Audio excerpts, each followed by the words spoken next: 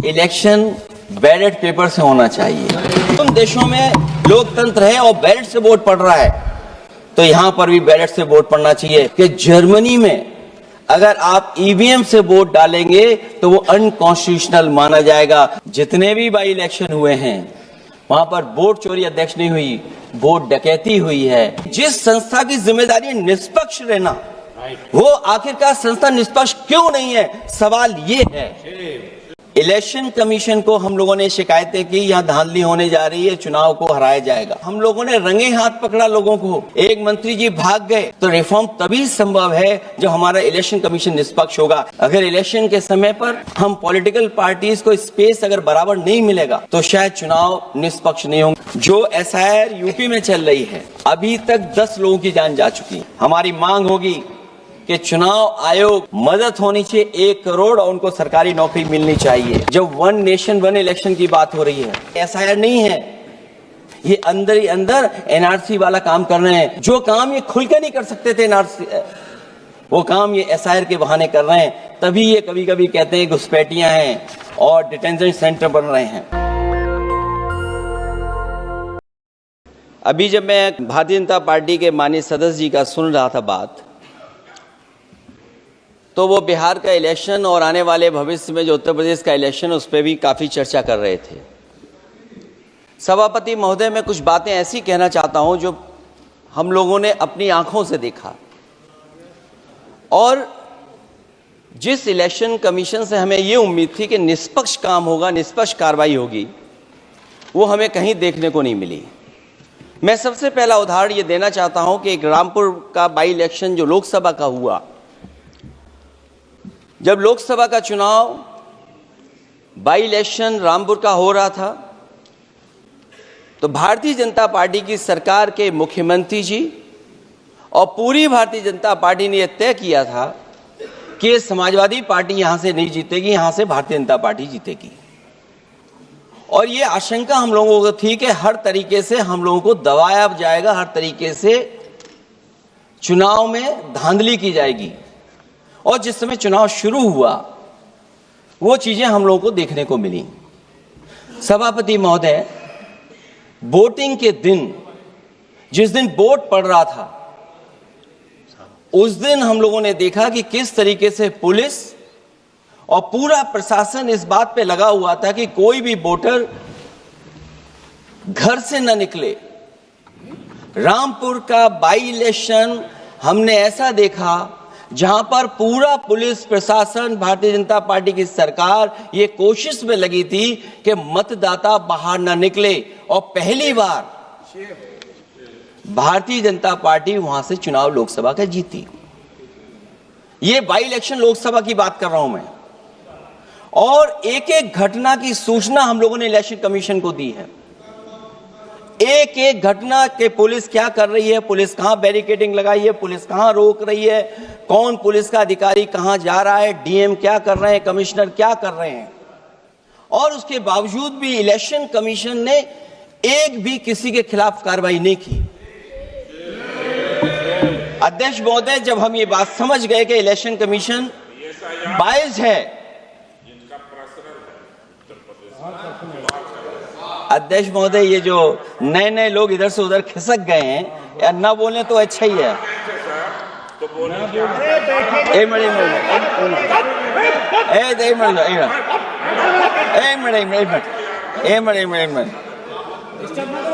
अध्यक्ष महोदय, पर अध्यक्ष महोदय, मेरा ये आग्रह है, ये अध्यक्ष महोदय ये कुछ जानते नहीं है। अध्यक्ष महोदय, माननीय सदस्य कुछ जानते नहीं है, ये ना पढ़े लिखे हैं ना कुछ जानकारी रखते हैं। मैं ये कह रहा हूं, मैं ये बात इसलिए कह रहा हूं, ये अनपढ़ इसलिए हैं। अध्यक्ष महोदय, मैं ये बात इसलिए कह रहा हूं कि जो जो घटनाएं मैं बता रहा हूं, मैंने एक एक घटना इलेक्शन कमीशन को टैग किया है, एक एक वीडियो इलेक्शन कमीशन को दिया है, एक एक पत्र लिखा है इलेक्शन कमीशन को। अगर एक भी कार्रवाई की हो तो मुझे बता दें, अगर ये जानते हो। और दूसरा, मैं अध्यक्ष महोदय, मैं दूसरा बताना चाहता हूं आपको। अध्यक्ष महोदय, चुनाव जीते जाते हैं, हारे जाते हैं। कभी कोई चुनाव जीतता है, कभी कोई चुनाव जीतता है। एक समय था जब हम लोग कांग्रेस पार्टी से लड़ते थे, और एक समय आ गया कि जब हम आपसे लड़ रहे हैं। चुनाव कभी ये जीतते हैं, कभी वो जीतते हैं, कभी मैं जीतता हूं। एक समय था अध्यक्ष महोदय में 5 लोकसभा का सांसद था यहां।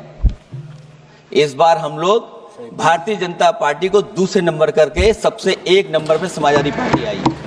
और अध्यक्ष महोदय, ये जहां से आपने कम्युनल पॉलिटिक्स शुरू की थी, जहां से आपने कम्युनल माहौल बनाया था देश में, उस अयोध्या से अगर कोई जीता है तो हमारे समाजवादी पार्टी के अवधेश जी जीत करके आए। ये चुनाव जीते जाते हैं, हारे जाते हैं, लेकिन जिस संस्था की जिम्मेदारी निष्पक्ष रहना, वो आखिरकार संस्था निष्पक्ष क्यों नहीं है, सवाल ये है। और सवाल मैं यहां से उठाता हूं बाई इलेक्शन का। मैं 3 बाई इलेक्शन का उदाहरण देना चाहता हूं आपसे अध्यक्ष महोदय। नहीं, बाई इलेक्शन पर चर्चा नहीं हो रही। नहीं, मैं नहीं, जब तक आप अध्यक्ष महोदय चीज जानोगे नहीं, अगर मैं एग्जांपल नहीं दूंगा कि इलेक्शन कमीशन क्या कर रहा है, तो अब मैं रिफॉर्म क्या मांग करूंगा। अध्यक्ष महोदय, जब तक मैं घटना नहीं बताऊंगा, मैं पहला बाई इलेक्शन बताना चाहता हूं। ओके, मानिए आपका नंबर आया। अगर आप रिफॉर्म पे बात कर रहे हैं तो आपको घटनाएं क्या हुई वो बात तो करनी पड़ेगी। अध्यक्ष महोदय, मैं बाई इलेक्शन मिल्कीपुर की बात करना चाहता हूं। बाई इलेक्शन मिल्कीपुर जो अयोध्या क्षेत्र में आता है, इलेक्शन कमीशन को हम लोगों ने शिकायतें की, यहां धांधली होने जा रही है, चुनाव को हराया जाएगा। वहां की सरकार ने मिलकर के किस अधिकारी को पोस्ट करना है, किसको प्रिसाइडिंग ऑफिसर बनाना है, और हम लोगों ने रंगे हाथ पकड़ा लोगों को। एक व्यक्ति को पकड़ा, वो 6 वोट के डाल के आ रहे थे। एक व्यक्ति को पकड़ा जो दूसरी विधानसभा से थे।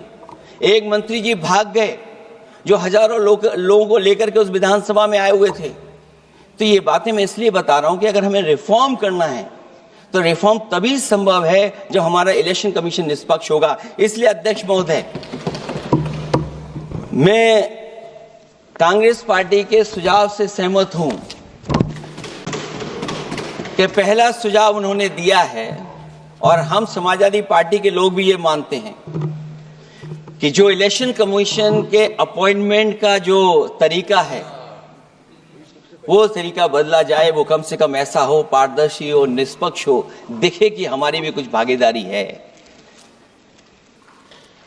क्योंकि जो व्यवस्था पहले थी, उस व्यवस्था को अगर बदलने का काम किसी ने किया तो भारतीय जनता पार्टी ने किया है। इस व्यवस्था को बदलने का जो सुझाव कांग्रेस पार्टी की तरफ से है, उस सुझाव से हम सहमत हैं। दूसरा सुझाव जो कांग्रेस पार्टी ने दिया है, थोड़े दिनों बाद सुधार आया है कांग्रेस में, इसके लिए हम उनको धन्यवाद और बधाई देते हैं। उन्होंने कहा, और अध्यक्ष महोदय मेरा भी सुझाव है, कि इलेक्शन बैलेट पेपर से होना चाहिए। और इसलिए होना चाहिए कि बहुत प्रश्न लग रहे हैं, बहुत उंगली उठ रही है। इलेक्ट्रॉनिक चीजों पे बहुत सवाल खड़े हो रहे हैं, और केवल भारत के अंदर लोकतंत्र में नहीं, दुनिया के लोकतंत्र में। और ये जो लोग कुछ कह रहे हैं इलेक्ट्रॉनिक की बात और टेक्नोलॉजी की बात कर रहे हैं, मैं उनसे कहना चाहता हूं कि भारत और जर्मनी की तुलना कर लें, भारत और अमेरिका की तुलना कर लें, भारत की और जापान की तुलना कर लें, हम कहां खड़े हैं।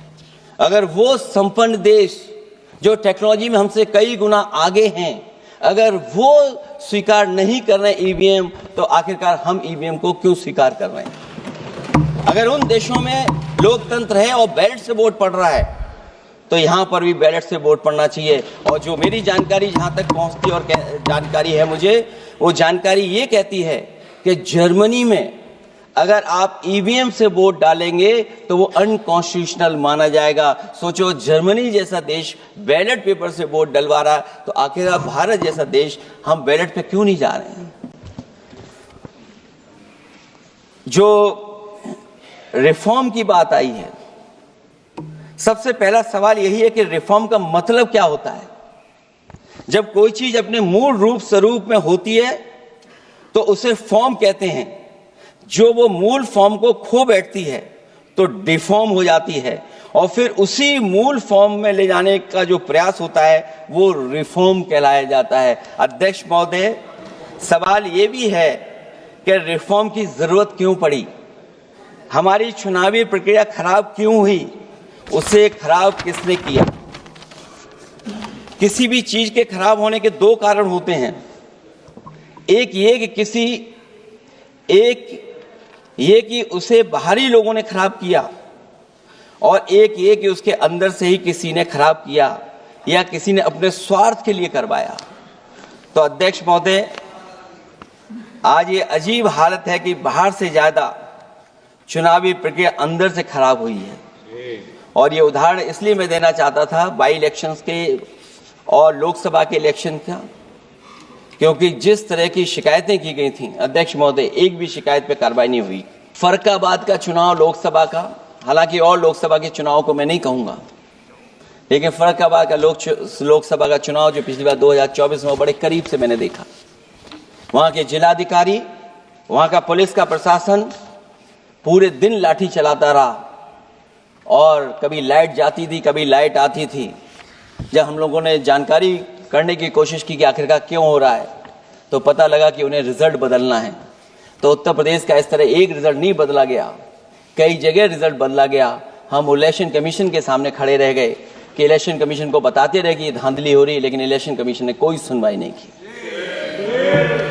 ये केवल लोकसभा में नहीं, मैं फिर लौट करके आता हूं, जितने भी बाई इलेक्शन हुए हैं वहां पर वोट चोरी अध्यक्ष नहीं हुई, वोट डकैती हुई है। और मैं फिर कहता हूं, जहां जहां आप लोग जीते हो बाई इलेक्शन में, अभी 27 भी आने वाला है, अगर एक भी लोग वो जो विधानसभा आप जीत करके दिखा देना, मैं on the floor of house कह रहा हूं अध्यक्ष महोदय, अगर निष्पक्ष चुनाव होगा तो एक भी भारतीय जनता पार्टी वहां पर सीट नहीं जीतने वाली है।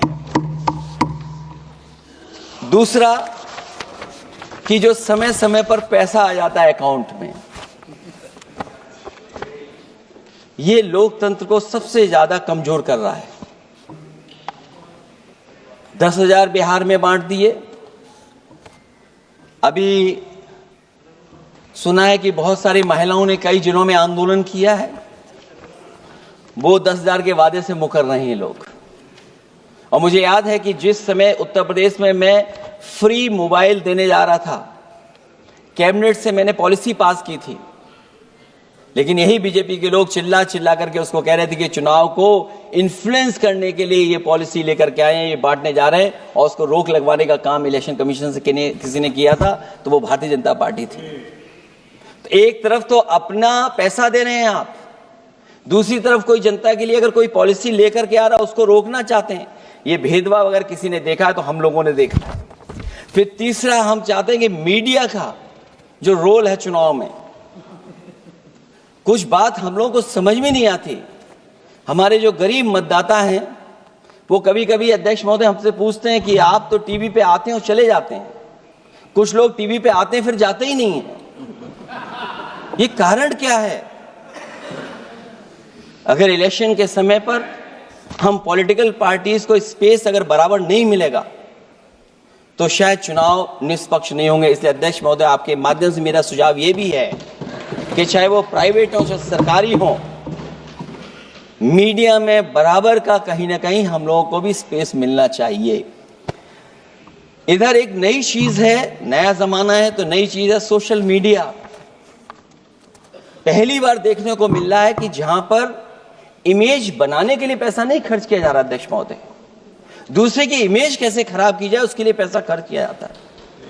जो नकारात्मक जितना कैंपेन है, मैं अध्यक्ष महोदय दावे के साथ कह सकता हूं, हमारे पास कोई एजेंसी नहीं है, कोई सोशल मीडिया टीम नहीं है जो हम नेगेटिव कैंपेन रन कराते हो, लेकिन भारतीय जनता पार्टी के पास हजारों ऐसे लोग हैं और हजारों करोड़ रुपए इस बात के लिए खर्च करते हैं कि नेगेटिव कैंपेन कैसे रन किया जाए। और जितना जितना चुनाव करीब आता है उतना सोशल मीडिया से लेकर के हर प्लेटफॉर्म पर नेगेटिव कैंपेन अगर कोई कर रहा है तो वो कर रहा है भारतीय जनता पार्टी के लोग। इलेक्टोरल बॉन्ड की तो बात हम इसलिए नहीं करना चाहते हैं क्योंकि हमें तो मिला ही नहीं कुछ। अध्यक्ष महोदय, क्या बात करूं मैं इलेक्टोरल बॉन्ड की? सबसे ज्यादा इलेक्टोरल बॉन्ड अगर किसी को मिले हैं तो सत्ता में बैठे हुए लोगों को मिले हैं। दूसरा कांग्रेस को मिला, कांग्रेस ही हमारे मित्र ऐसे कि हमें नहीं बताते कहां से मिलता है।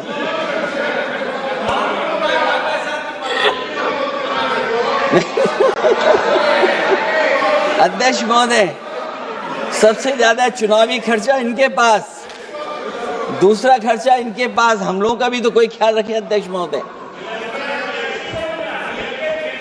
वो आप बता देना। तो ये जो इलेक्ट्रॉन बॉन्ड वाला जो खेल है अध्यक्ष महोदय, ये तो दिखाई देने वाला खेल है। उसमें सोचिए कहां हम लोग टिकेंगे, कहां रीजनल पार्टीज टिकेंगी। इसलिए अगर ये तरीका चुनाव होगा, खर्चा कैसे कम हो, इस पे भी इलेक्शन कमीशन को सोचना चाहिए कि ये खर्चा कैसे कम किया जाए। जहां तक एसआईआर की बात है,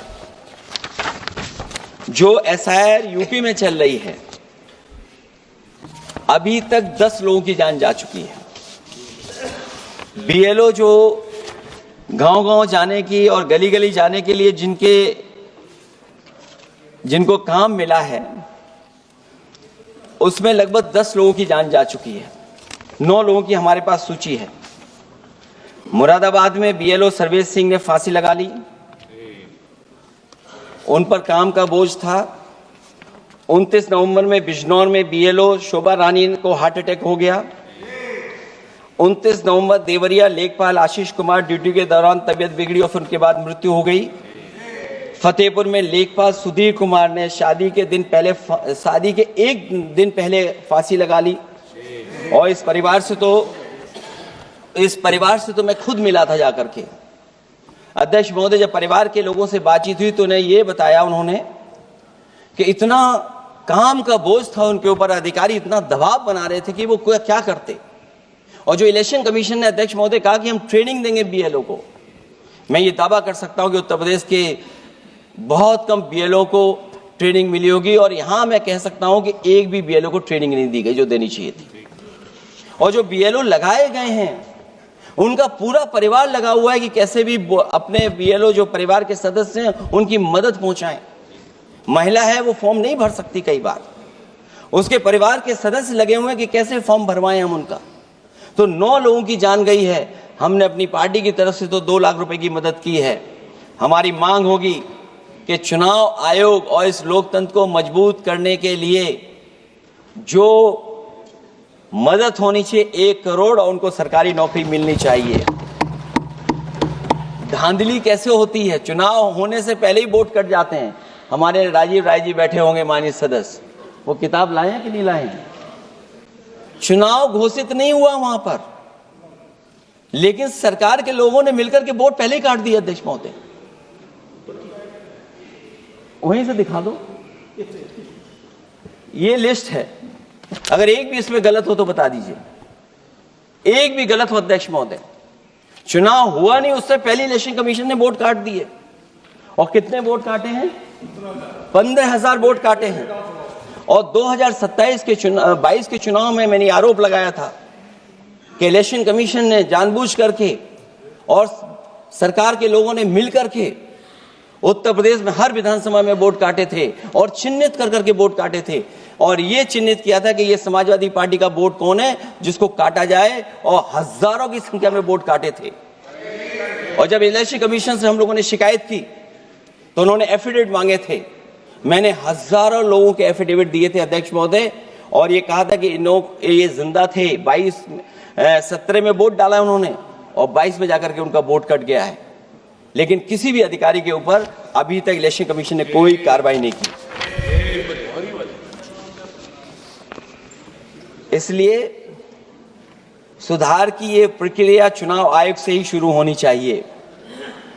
चुनाव आयोग को निम्नलिखित बातों का सुधार करना ही होगा अध्यक्ष महोदय। चंडीगढ़ में कैमरे के सामने की चोरी पर, बंदूक तानकर वोटरों को वोट डालने से रोकने पर, उपचुनाव में चुन चुनकर एक अधिकारी पोस्ट करने पर, जीतने के बाद भी सर्टिफिकेट बदल देने पर, चुनाव आयोग को हमारे द्वारा दिए गए हजारों एफिडेविट्स प्राप्त न होने की झूठी बात पर, जबकि हमारे पास जमा करने की रसीद है, वॉशिंग मशीन फार्मूले पर जिसमें एक दिन पहले का भ्रष्टाचारी अगले दिन भद्राचारी हो जाता है और ऊंचे पद पर बैठा दिया जाता है, सत्ताधारियों के पैसे बांटने पर पकड़े जाने पर, सिद्धांतहीन राजनीति पर भी होना चाहिए, चुन चुनकर पीडीए के वोट काटने पर भी होना चाहिए, नकली वोटर से वोट डलवाने पर भी, नकली आधार कार्ड बनाकर चुनावी खेल करने पर, एक वोटर के द्वारा कोई वोट डालने पर, चुनाव के दौरान योजना चलाकर घूस देने पर। और अध्यक्ष महोदय, मैं ये जरूर कहना चाहूंगा कि जब वन नेशन वन इलेक्शन की बात हो रही है और अभी सत्ता पक्ष के माननीय सदस्य ने कहा कि वो एक वोटर लिस्ट भी करा देंगे, ये बात मैं कह दूं अध्यक्ष महोदय, उन्होंने ये कहा कि वन नेशन वन इलेक्शन तो होगा ही होगा, लेकिन एक वोटर लिस्ट भी एक होगी। हमें उम्मीद है कि वोटर लिस्ट एक होगी और वोटर कार्ड ऐसा बने। अभी तक तो हम आधार कार्ड के लिए मांग करते थे। देश के प्रधानमंत्री जी कहते हैं कि हम तो कई समस्याओं का समाधान कर चुके हैं, सेल्फ एफिडेविट, सेल्फ अटेस्टेड अगर आप दे देंगे डेट ऑफ बर्थ तो हम स्वीकार कर लेंगे। लेकिन अब सुनने में आ रहा है यूपी में आधार ही को स्वीकार मान ही नहीं रहे हैं उसको। आधार जैसा कार्ड जो जिसमें सब कुछ डॉक्यूमेंटेड है, आपके फिंगर्स हैं, आपकी आई है, आपका पूरा डिटेल है, उसके बाद भी आप आधार को नहीं मान रहे। इसका मतलब ये एसआईआर नहीं है, ये अंदर ही अंदर एनआरसी वाला काम कर रहे हैं। क्योंकि हमने उत्तर प्रदेश में सुना है कि वहां के मुख्यमंत्री जी कह रहे हैं कि हम डिटेंशन सेंटर बना रहे हैं। भाई एसआईआर में जिसका नाम नहीं उसके लिए डिटेंशन सेंटर की जरूरत है। इसका मतलब अध्यक्ष महोदय, जो काम ये खुल के नहीं कर सकते थे एनआरसी, वो काम ये एसआईआर के बहाने कर रहे हैं। तभी ये कभी कभी कहते हैं घुसपैठियां हैं और डिटेंशन सेंटर बन रहे हैं। दरअसल सबसे बड़े सुधार की जरूरत यह है कि लोकतंत्र में फिर से भरोसा जगाया जाए। ईवीएम को हटाकर बैलेट से चुनाव कराए जाएं। चुनावी धांधली होने पर तय समय सीमा में कार्रवाई हो। विपक्षी अनदेखी न की जाए, विपक्षी शिकायतों पर पक्षपात न हो। चुनाव आयोग निर्भीक हो। चुनाव आयोग सरकार के इशारे पे काम न करे। चुनाव आयोग निर्भीक हो। चुनाव आयोग एक विचारधारा के लोगों का गुट बनकर न रह जाए। चुनाव आयोग ईमान की लगाम कभी न छोड़े। चुनाव आयोग ये ऐतिहासिक जिम्मेदारी समझे कि उसकी आज की गलती देश के भविष्य की सदियों के लिए बर्बाद कर सकती है। सबसे बड़ा सुधार यही है कि चुनाव आयोग अंतरात्मा की आवाज सुने और सच्चे देश प्रेम को दिखाते हुए खुदगर्जी की सियासत करने वालों के हाथ की कठपुतली न बने। हमें उम्मीद है कि कुछ लोगों की वजह से चुनाव आयोग की जो छवि खराब हुई है वो अब और नहीं होगी। इलेक्शन रिफॉर्म तब तक निरर्थक है जब तक इलेक्शन कमीशन में रिफॉर्म नहीं होगा। इसीलिए जो सुझाव विपक्ष की तरफ से आ रहा है कि इलेक्शन कमीशन का गठन में जो पहले व्यवस्था थी वो पुनः लागू हो, उसी के बाद इलेक्शन कमीशन में सुधार संभव है। जितना इलेक्शन कमीशन मजबूत होगा उतना ही हमारा लोकतंत्र मजबूत होगा। जितना हम संविधान से खिलवाड़ करेंगे उतना ही हम समझेंगे कि आप लोकतंत्र से खिलवाड़ कर रहे हैं। इन्हीं शब्दों के साथ अध्यक्ष महोदय मैं आपका विशेष धन्यवाद देता हूं और मैं उम्मीद करता हूं कि इलेक्शन कमीशन भविष्य में फेयर काम करेगा। दस्तक की आपसे गुजारिश है कि अगर इसको बचाना चाहते हैं तो नेशनल दस्तक को सब्सक्राइब करने के लिए रेड कलर के सब्सक्राइब बटन को दबाएं, फिर बेल आइकन की घंटी दबाएं। नेशनल दस्तक को बचाने के लिए बहुत जरूरी है कि हर खबर को शेयर करें, लाइक करें, कमेंट जरूर करें।